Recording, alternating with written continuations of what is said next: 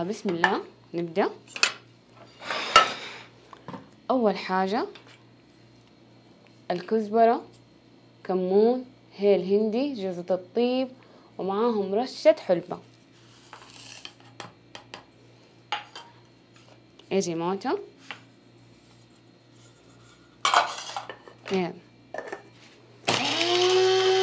البصل، فلفل أخضر، ثوم، أوراق الكاري،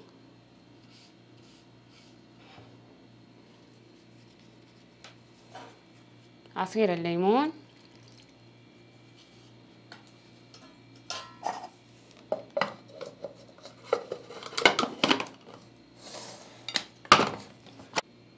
حنبدأ بالخضار، البهارات، زنجبيل وكركم، الزبادي. نحرك،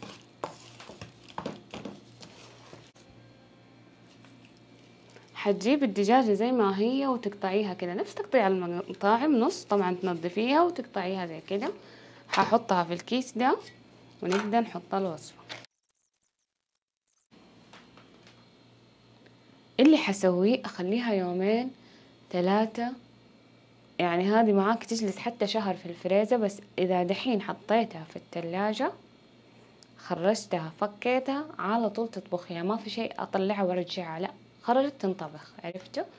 فخليها ترتاح. طبعا طلعته من التلاجة. اللي مرشوش هنا نشا كتير، نشا. نطلع الدجاج، شوف مرة زي ما هي كده. 5 بيضات، حليب بودرة. بعد الحليب نحط فنجان موية. سمي بالله. يلا